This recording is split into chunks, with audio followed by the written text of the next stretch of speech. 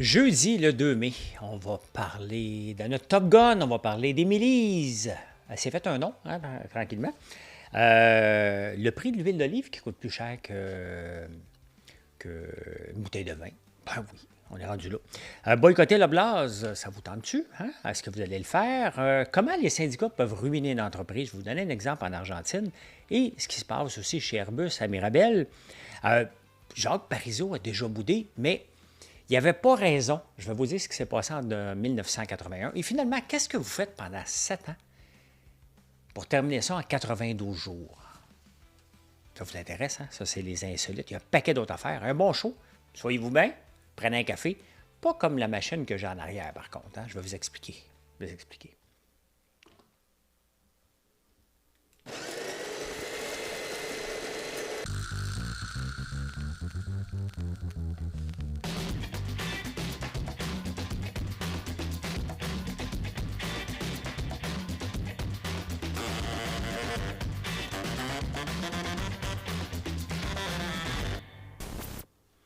Non, faites pas comme moi. Prenez un bon café corsé ou velouté de chez François Lambert. Je vais les taguer dans la vidéo. Vous allez les voir dans les produits. Ma machine a brisé, m'a mielé. Et la dernière fois que j'ai fait réparer ma machine, ça a pris quelques mois. Tellement longtemps qu'ils m'ont donné une augmentation de la garantie de 2 ans. Et elle vient à échéance le 14 juin. As-tu pété au bon moment? Donc, je ne savais pas combien de temps. Fait que j'allais m'acheter une machine Nespresso. C'est pratique. Hein? Je vais acheter mes propres capsules. Là, mais j'ai acheté quelques capsules pour me dépanner. Mais il n'est pas bon. Ben, c'est pas qu'il n'est pas bon, c'est que je ne fais pas de mauvaise critique, ça dépanne, puis c'est sympathique, là. Mais notre café corsé et velouté, la créma, elle est parfaite. On a fait un café, pour moi qui le fais, je l'ai fait faire par une compagnie.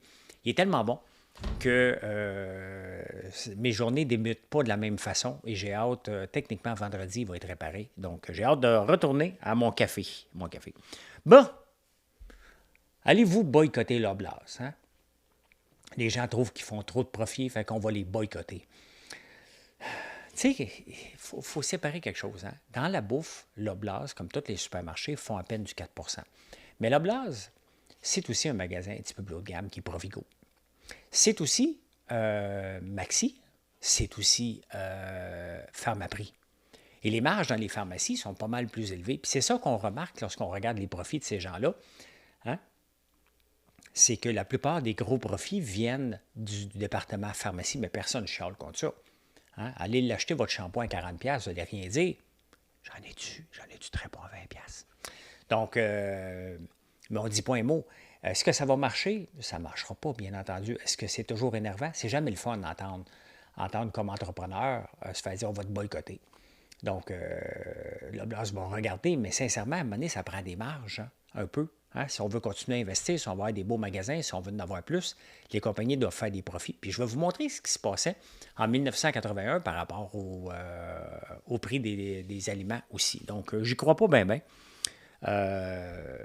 J'y crois pas. Mon père boycotte Cadbury depuis 1976, depuis qu'ils ont quitté Montréal pour Toronto suite à l'entrée au pouvoir du PQ. Cadbury va bien encore. Hey, le prix de l'huile d'olive, j'aime les huiles. Hein? On fait de l'huile de lin, on fait de l'huile de tournesol. On va faire bientôt des huiles de tournesol déodorisées pour être capable de l'utiliser en cuisson. Et pour moi, c'était un rêve parce que j'ai toujours voulu avoir une oliveraie. Hein?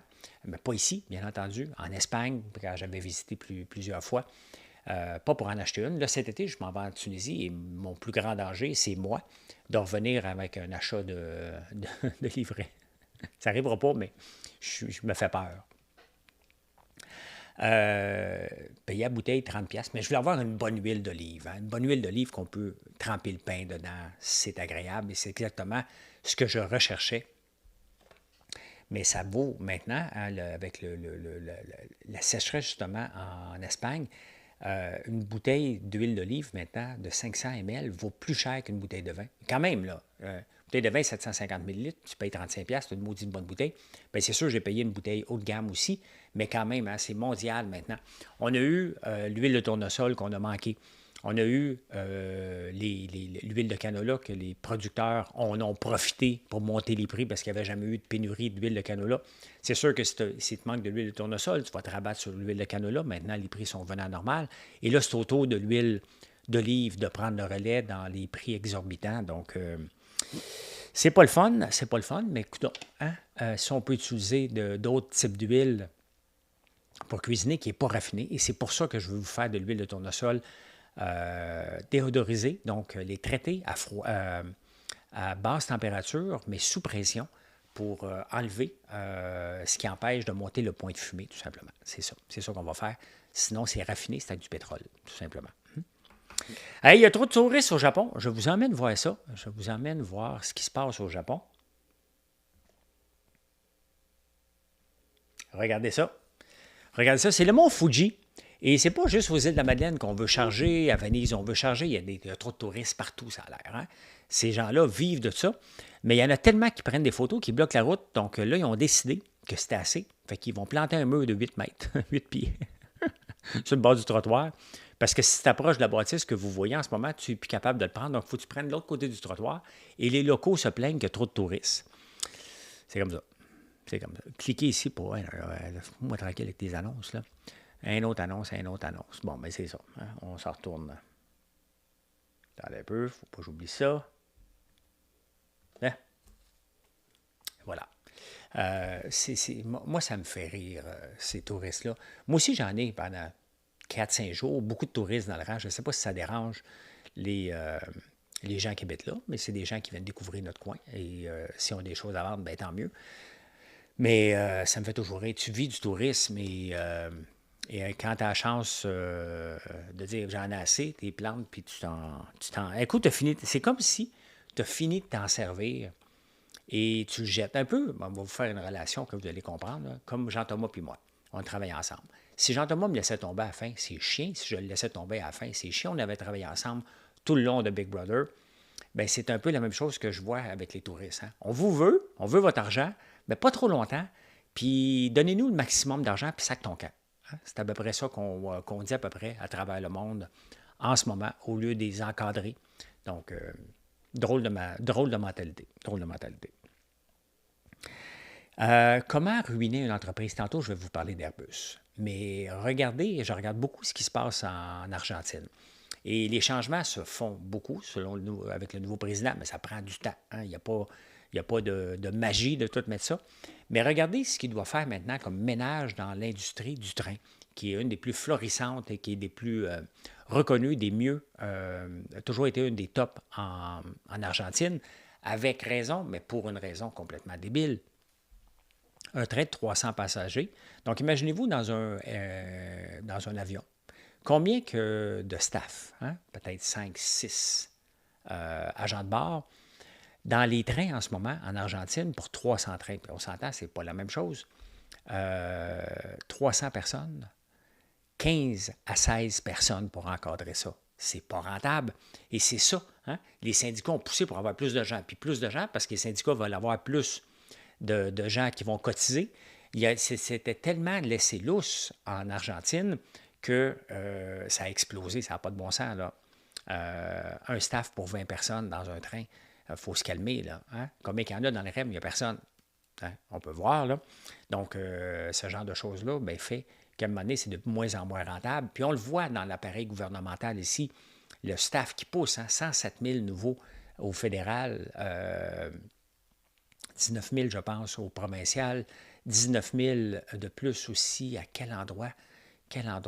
J'oublie, un autre endroit, au municipal. Donc, ça pousse parce que les syndicats poussent, puis il n'y a pas de gestionnaire en haut. Bien, c'est ce que ça donne. C'est ce que ça donnait en Argentine pour que ça vienne avec une inflation galopante. Faut tout le temps mettre les breaks avec les syndicats. Tout le temps dire non, non, non. Eux autres, un peu faire comme Gabriel Nadeau-Dubois. Hein? Toujours dire non. Non, ça ne vient pas de moi, vous n'avez pas raison. Vous n'avez pas raison, j'ai raison. Tu fais tout le temps ça. C'est ça qu'il faut que tu dises tout le temps au syndicat, sinon ça déraille. Hein? Le travail à la maison, de moins en moins d'entreprises à travers le monde et d'organismes gouvernementaux qui disent ouais, là, le party est fini, c'est pas productif. La productivité, c'est le nerf de la guerre. On n'est pas productif ici. 23 $ de moins qu'aux États-Unis en moyenne. Mais le travail à la maison commence à ralentir de beaucoup, beaucoup, beaucoup. On est quand même les leaders mondiaux avec 1,7 journées en moyenne de travailler à la maison pour les entreprises et les fonctionnaires. C'est sûr qu'il y a beaucoup de fonctionnaires qui travaillent de la maison. Bon, on en a un méchant paquet, fait que ça montre les statistiques. 1,7, les États-Unis, c'est 1,3. Et le reste du monde, ça descend de plus en plus.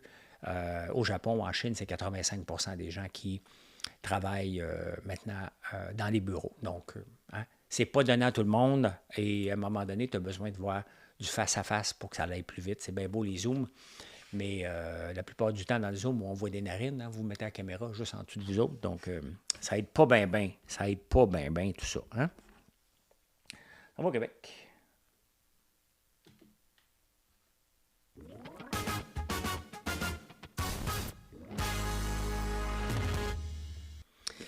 Hey, qu'est-ce qui se passe au Québec? Juste pour rire, il y a 3 entreprises qui veulent l'acheter maintenant. KO TV avec Louis Morissette, qui est avec le Cirque du Soleil, c'est intéressant. Il y a Comédia de Québec et il y a Entourage. Je vous en parle parce que la dernière fois qu'il était à vendre, j'avais fait suer un peu Gilbert Rozon. Les gens lisent, hein? Donc Alexandre Taillefer, même plus, parce que j'avais chialé, pas chialé, j'avais donné mon opinion sur Théo Taxi. Gilbert Rozon aussi. Mais j'étais avec un groupe qui était fointé, on va dire ça comme ça, sans nommer de nom. Il était très, très, très fointé. Il voulait mettre la main sur Juste pour rire. On a essayé. Il n'a pas voulu me donner les états financiers. Fait que j'ai appelé la Banque Royale qui était en charge et j'ai parlé avec Michael Fortier et j'ai finalement eu les états financiers. On a décidé de ne pas faire une offre à ce moment-là parce que c'était trop élevé. Donc, et ça ne m'intéresse pas du tout à ce temps-ci. Ça ne m'intéresse plus, mais je l'ai essayé la dernière fois. Puis il ne voulait pas me les donner, puis je les ai eu pareil.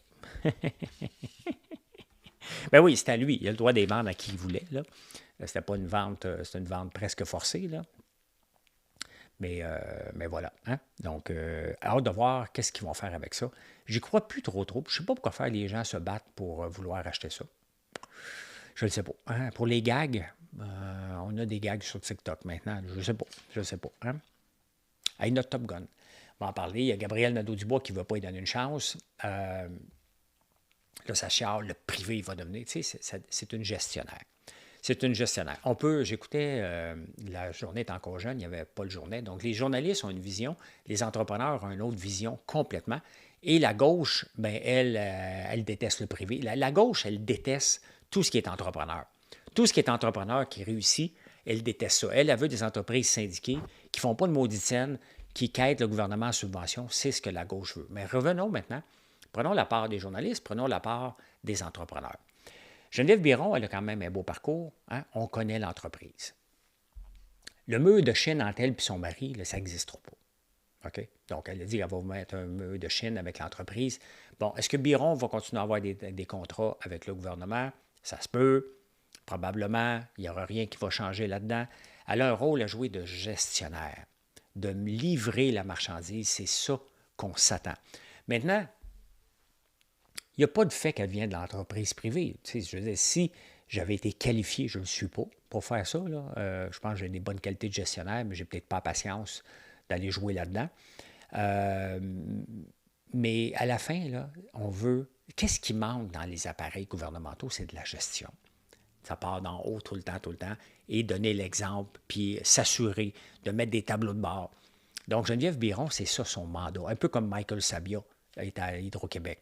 Donc, est-ce que c'est mal qu'elle vienne du privé? Non. Est-ce que c'est une catastrophe qu'elle vienne du privé? Un peu. Hein?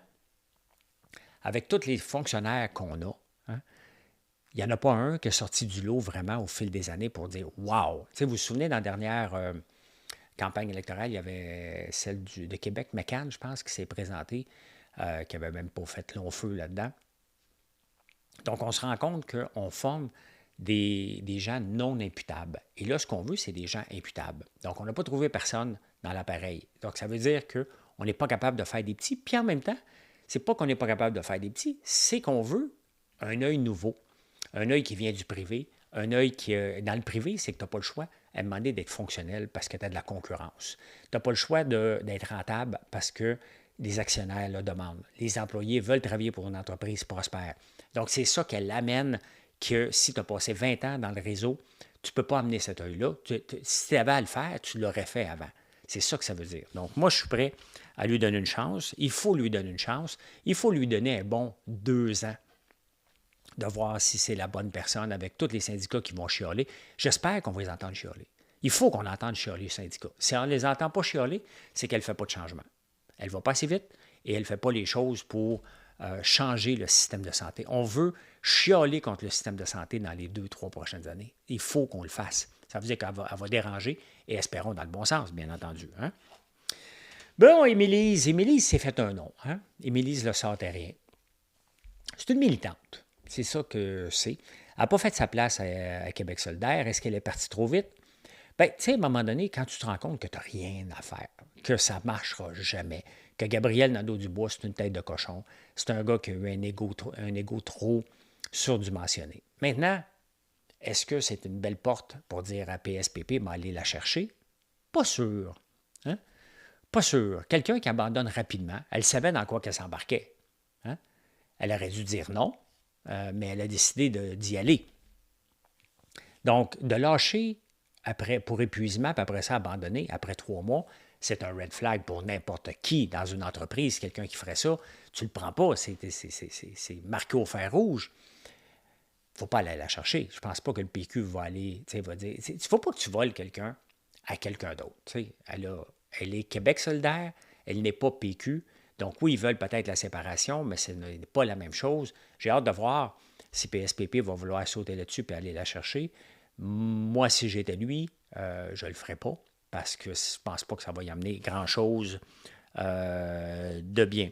Maintenant, revenons à Gabriel Nadeau-Dubois. Est-ce qu'il va changer? Regarde-toi dans le miroir. Toi, là, pas Gabriel, vous autres. Est-ce que vous pouvez changer? Non. Georges et moi, ça c'est quelque chose qu'on avait appris rapidement. C'est qu'on ne peut pas changer l'autre, il faut vivre avec l'autre. Est-ce que ça nous tape trop ses nerfs? Est-ce qu'on est capable de vivre avec les différences qu'on a? Les gens ne changent pas. Arrêtez de rêver en couleur. Gabriel Nadeau-Dubois ne changera jamais, jamais, jamais. C'est sa façon d'être, point final. C'est parce que là, le principe de Peter vient d'être frappé. Avant, il se cachait derrière Manon. Et la coprésidence de 2 personnes, ça marchait quand c'était Françoise David et Amir Kadir. Ils ont fondé le parti. Ils arrivent, sont 2 députés. Puis ils disent, écoute, t'es un gars, t'es une femme, ça tombe bien, on est égalitaire. Ça allait avec ces 2 personnes-là. On essaie de maintenir quelque chose avec d'autres types de personnes, d'autres types de mentalités. Ça ne marche pas. Hein? Ça ne marche pas. Donc, la beauté, c'est qu'on se rend compte que Québec solidaire ne sert à rien. Un peu comme le Bloc québécois ne sert à rien au fédéral. Tombez sur la tête, vous allez aimer ça. Je vous le dis.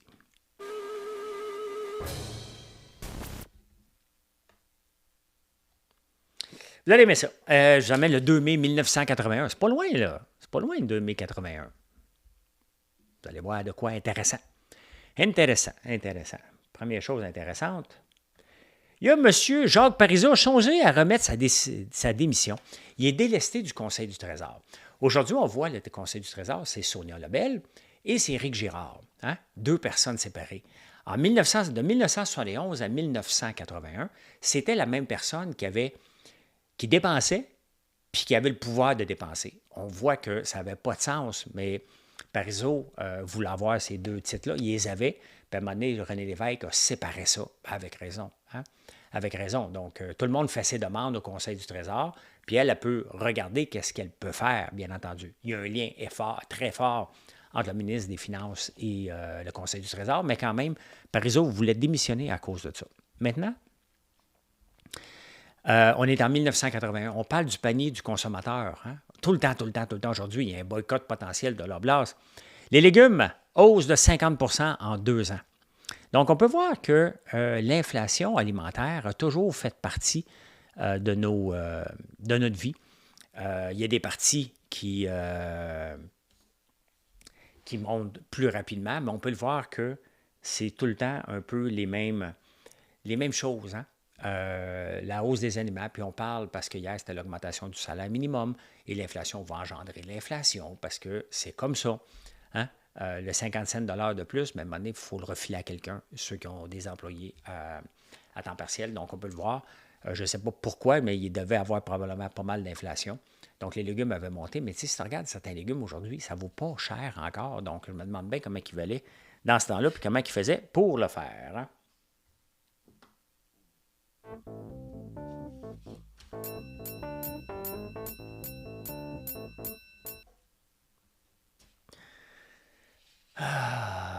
Des fois, là, une bonne leçon fait réfléchir. Les syndiqués d'Airbus ont refusé l'offre de leur syndicat qui avait accepté avec le patronat. Hein? Ils ont trouvé un conciliateur. Le conciliateur a fait une offre. Il dit, ben voici ce qui est, on ne sait pas l'offre, mais voici ce qu'on vous propose. Et ils ont jusqu'à aujourd'hui. Donc, on va voir aujourd'hui si ils l'ont accepté ou non. S'ils ne l'acceptent pas, ils tombent en lockout. Ça veut dire que Airbus, dont le gouvernement, va mettre des employés en lockout. Tu sais, tout le monde capote parce que le gouvernement fédéral va mettre quelqu'un, il est actionnaire à 25 va mettre l'entreprise en lockout. C'est un droit autant que le droit de grève. Puis à un moment donné, les entreprises peuvent dire, regarde, ça ne marche pas. Le gouvernement n'a pas intérêt, bien entendu, parce qu'il veut rentabiliser Airbus, puis les chances de refaire de l'argent avec Airbus sont presque minimes. Ils vont nous acheter en 2030, je pense. Là. Je pense que c'est à peu près le chiffre, ou 2028. Mais Airbus a une alternative en Alabama. Et ça coûte pas mal moins cher faire des avions là-bas. Donc, c'est un risque que les syndiqués prennent. Ils pensent qu'ils sont capables de bluffer parce que souvent, encore, les syndiqués disent souvent, c'est grâce à nous si l'entreprise fait de l'argent. Donc, il faut en avoir autant qu'eux parce que c'est grâce à nous. Ce n'est pas grâce aux employés, c'est un travail d'équipe. Hein? Il n'y a aucun employé dans l'usine qui fait le tour du monde pour vendre des Airbus 220. Il ne faut pas l'oublier.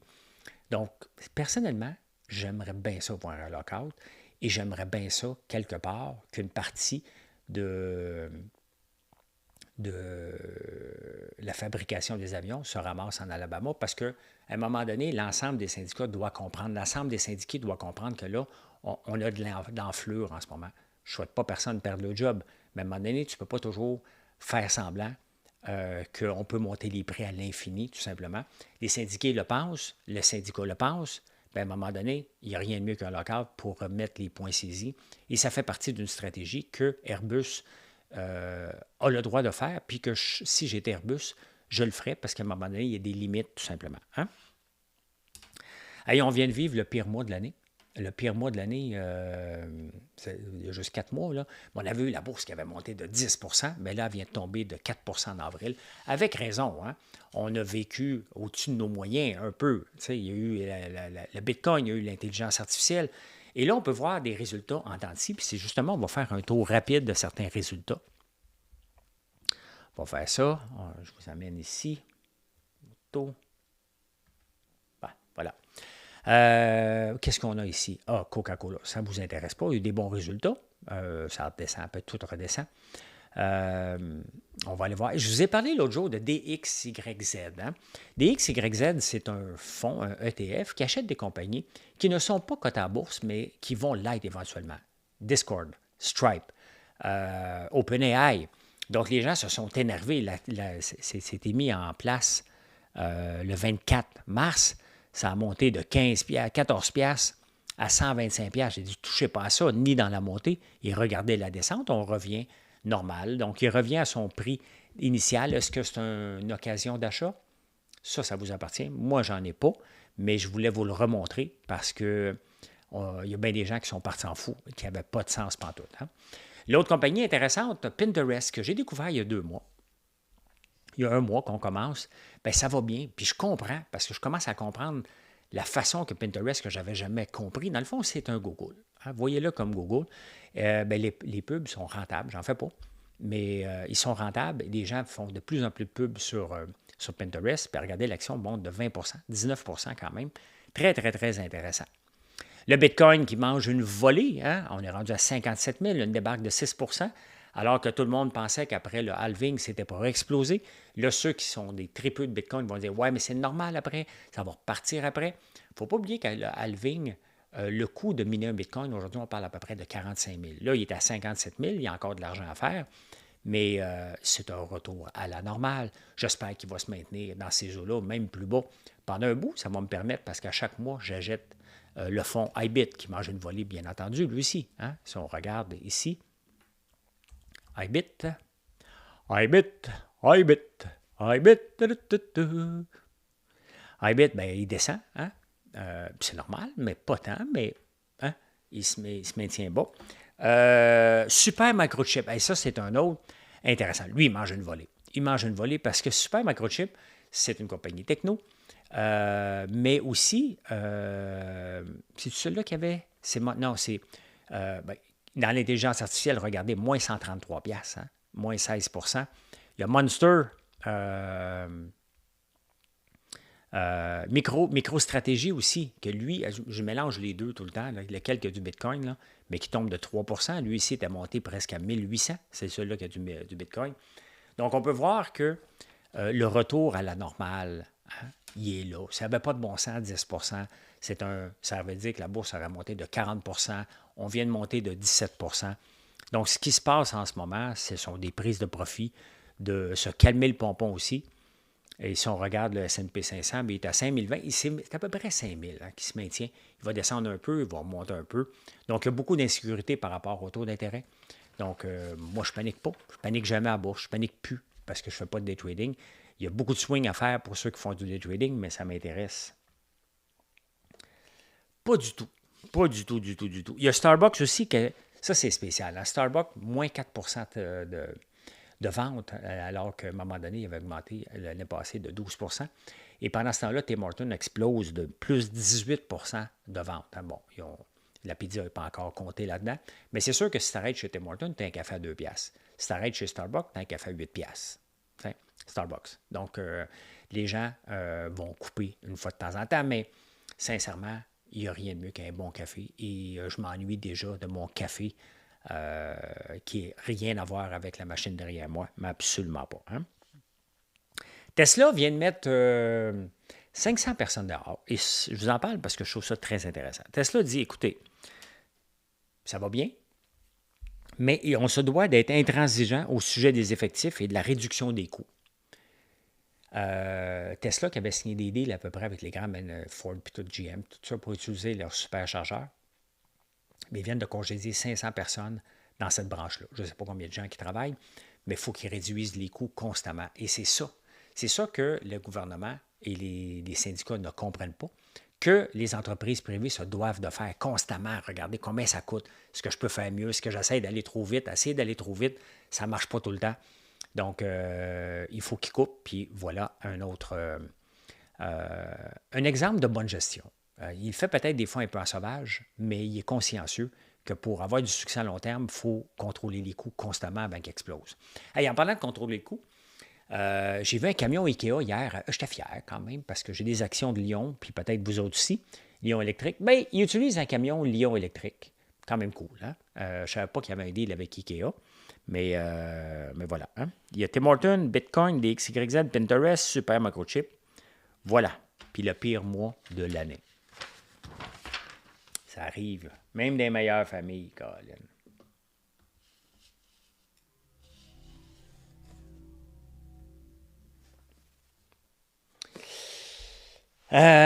Il y a un Québécois à Saint-Jérôme. Ben, son nom n'est pas vraiment québécois. J'imagine qu'il est québécois pareil. Il a un grand, grand nom. Long nom. Il a volé pour 5000 $ d'électricité parce que si tu veux miner du Bitcoin ici, il faut que tu demandes à Hydro-Québec. Il va te charger un tarif prohibitif. Mettons que je décide d'en faire ici dans le garage. Et là, il vient me voir, non, tabarnouche, je prends donc bien d'électricité. Puis là, ben, je dis, ouais, non. Il se faisait couper l'électricité un peu partout. Il s'est fait pincer, t'es allé en cours. Et le juge a donné 1 million. Il a volé pour 5000 $ d'électricité au total. Le juge a donné 1 million d'amende. C'est un vol, tu comprends? 1 million à rembourser sur 7 ans pour 500 000, 5 000 $ de vol d'électricité. T'sais, on s'entend, là, il a triché sur les compteurs aussi, là, mais autrement, il a triché sur ses compagnies. Est-ce que ça vaut 1 million? Il me semble qu'il est mal représenté ou il me semble qu'il va aller en cours d'appel. Ça me semble salé un peu comme amende. Hein? Je veux bien croire qu'ils veulent dissuader puis dissuader tout le monde un peu, mais maintenant, il faut quand même être relatif par rapport à tout ça. Hey, le meilleur déjeuner pour les Anglos, selon les Anglais d'Angleterre, c'est complètement dégueulasse. Là. Tranche de pain blanc, du beurre, des deux côtés, mais du bacon. Laisse tomber les œufs, laisse tomber les avocats, les petites herbes. Vas-y straight. Ça, c'est le meilleur déjeuner selon les Anglos, selon le sondage. Je ne sais pas s'ils font ça pendant 7 ans, eux autres, mais on passe 7 ans de notre vie à manger. 7 ans. Et pour terminer tout ça, on passe 92 jours aux toilettes. Hein? Quand même. Hein? 7 ans de manger 92 jours aux toilettes. C'est ça qui est ça dans le monde du sport. Et je peux dire ceci. Merci d'être là. Je vous souhaite une excellente journée. Puis venez nous voir sur françoislambert.one. Je vais taguer les 2 cafés parce que, je vous le dis, en manquant, je me suis encore rendu compte que notre café est exceptionnel et je ne suis pas gêné de vous le dire. Donc, voilà, passez une belle journée. Bye.